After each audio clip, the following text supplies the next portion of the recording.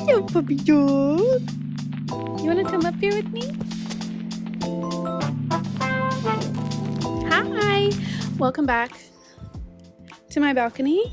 It's finally a decent temperature out here that I'm not drenched in sweat every time I try to actually enjoy this balcony, this beautiful, beautiful balcony that I have. In Pennsylvania, the temperatures are cooling down and it feels so nice. So nice. I'm wearing a shirt that my grandmother embroidered, so I'm feeling cute for that. Yeah, I've just been soaking up all of this beautiful beginning of fall transition of seasons, and I love the seasons. That's a talk for another episode, but I could go on and on about the seasons. I'm a seasons girl. I don't picture myself living in an area where I don't have at least most of the seasons. I had a friend that lived in San Diego for a time, and she literally moved away because it was perfect weather every single day. And that was the reason that she could not handle it, because there was no seasons. That's something about me. I love living with the seasons. Anyway, that is a topic for another day. This video is actually about when me and my best girl, Marissa, went to the National Book Festival held by the... Okay.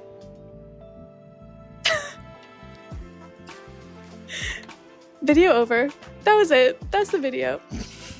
When Best Girl and I, Marissa, went to the National Book Festival held by the Library of Congress in Washington, D.C. It is this huge, huge event. This is our second year going, and we learned a lot from our first year going. First, we got a hotel for the night before so that in the morning we were there ASAP, because it's a completely free event, and so that means that there are lines upon lines upon lines. So we were there probably an hour before the doors even opened, and that was such a great decision. So we got there before a ton of crowds were there, which was awesome. We packed our own lunch, which was also an excellent idea because there's only so many food options in this convention center, and tons of crowds and lines, and you want to try to make it to your next book talk.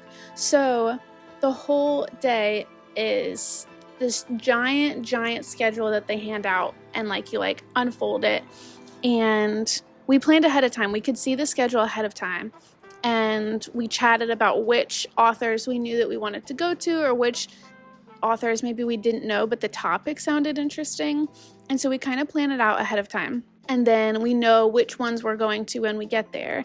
And it's a giant convention center with all these different big rooms with big audiences, and tons of chairs in them and stages, and you just go to these. I think they're each an hour-ish long, hour 15 minutes maybe, and all throughout the day there's just these talks from all these authors that had books come out this year, and you hear them talk about their book, and I'm always like, oh my gosh, that was not enough time. But the point is that you read their book.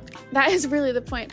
And all the books that are talked about there are on sale at the event, and almost every author does a book signing.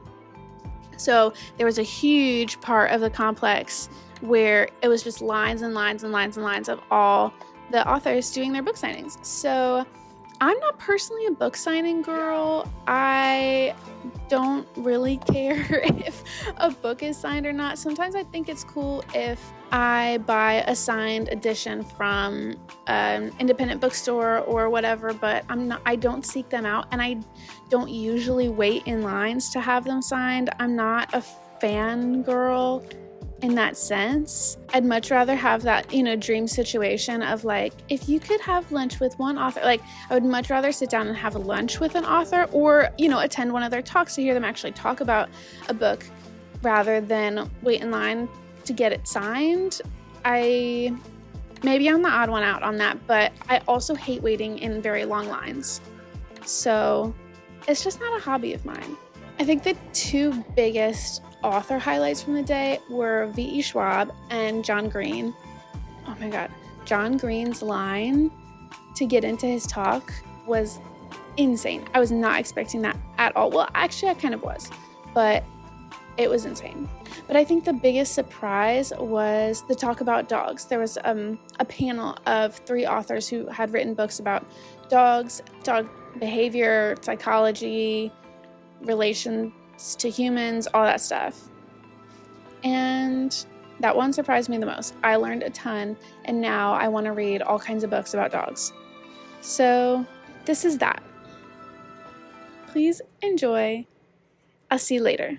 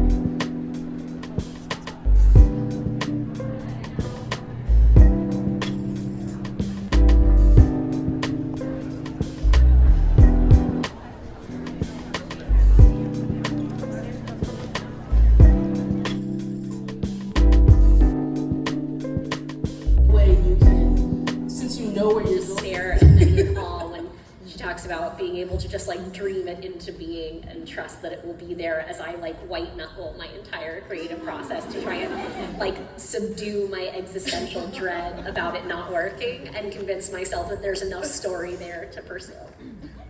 A lot of what I do is about like getting out of my own way. And I know that I'm really good at getting in my own way and talking myself out of the work. And so I need to have the confidence that there's the route there. And so I used to need like 10 dots, and now at this point, for character-driven novels like The Invisible Life of Addie LaRue and Burial Bones in the Midnight Soil, there are about 300 scenes, and I know every scene in the order, because I figure out the entire book in the narrative order, the order in which you will all read it, and I assemble it as a map in the narrative order, and then I break it out into chronological order by character, and I write the characters' timelines as they live it. And then I slot it back together. What? I know. It sounds like there's no love and it's there. So I had featured this homeless person experiencing homelessness, and his dog, Coco. And I've done this over the years, and it's been, a touching reminder that we all love dogs, and we're their anatomy, right? So their long snout is actually not part of smell, but back at the back of their snout, they have hundreds of millions more olfactory receptor cells, which are the cells which grab odors out of the air to be noticed than we do. With you on a walk, that's the thrill of the day, right? And they're smelling not just what's there right now, which it might be invisible to you, but like who has been by. Dog or person or any other animal, right? What's happened in the past, and and who has been there, right? Everyone knows that they use urine to leave information about themselves, and they're also smelling everyone else who's been there before, and then looking for them. So that's a key part of their sort of social life. To pull them away from smelling is sort of like driving by the Grand Canyon and then like yanking your head away from the window as you drive by. Like that is their Grand Canyon. And fewer people are having children or at a later age. I've heard people say that dogs activate a new chamber of your heart.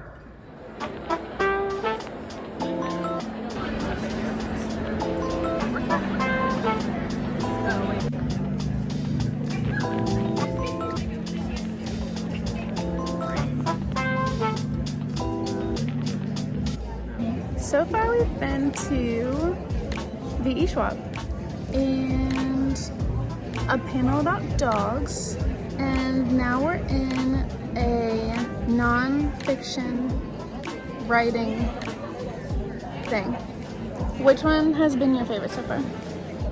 Oh yeah, you're in the video too. Yes. We've really only been to 2. and a little bit.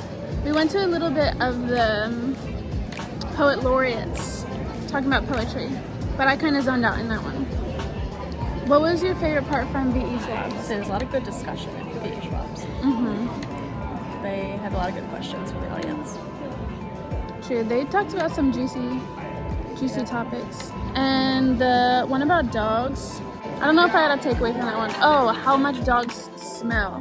How much they rely on smell. Was How very much cool. they stink. How much they stink. How much they stink. Yeah. Oh yeah, the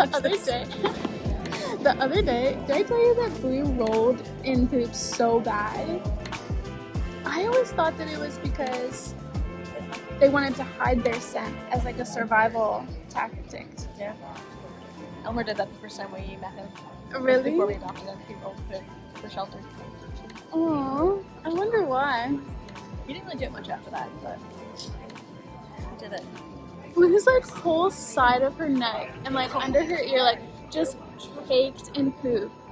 Yeah. It was bad. Anyway. Census, roughly 770,000 people are unhoused right now in this country. It's important to note that that is the highest number on record since this count first began to be conducted. And this most recent count broke the previous year's record, which was itself a record. So officially, we are looking at just an unprecedented surge in homelessness in this country. As bad as the official numbers are, the reality is exponentially worse. That there is this entire world of homelessness that is out of sight, that is invisible. And in that world, it is overwhelmingly filled with families with children. It's overwhelmingly filled with working people. This poem is called How to Orchestrate a Genocide. Let it serve as no coincidence that we find ourselves in the center of America. If the Midwest be the heartland, then we beat just as loud and as proud as any. This is beyond skin, beyond brown paper bags and one-drop buildings. Element that I have tried for so long to explain. I will be suspended between two large stones. Threaten activists. Silence dissent. Round up the poets. Punish opposition. Breathing the air.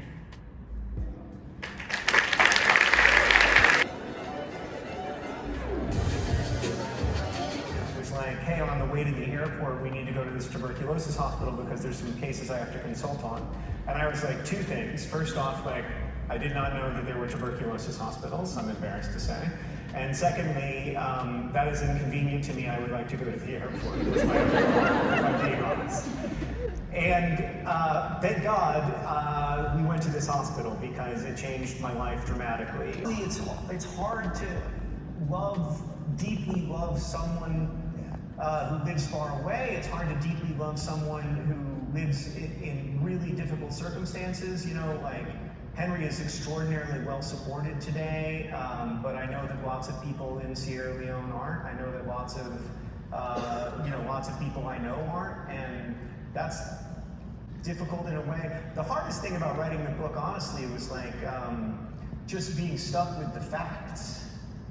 You know, facts are frustrating and stubborn, and underrated at the moment, I should say.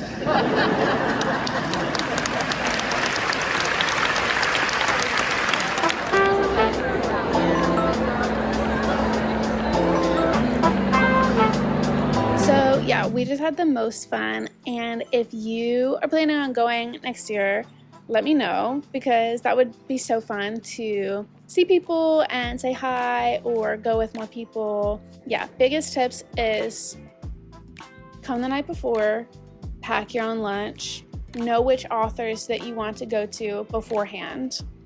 Oh, and pack snacks too. These are all good tips. It's so exciting to see the author lineup. I feel like some people get excited about the lineup for like Coachella or whatever, but I'm like, I don't know, the lineup about the National Book Festival held by the Library of Congress. I feel so nerdy for that, but I accept. I accept that. Because I just have so much fun. It's so fun on the day that the author lineup comes out, and Marissa and I were just texting each other being like, oh my god, B.E. Schwab! Yeah, I can't wait to do it all over again. Yeah, I'm so glad that you watched this video. If you would please give it a like and subscribe and comment and all that stuff. Oh, super sidebar. I need good audiobooks.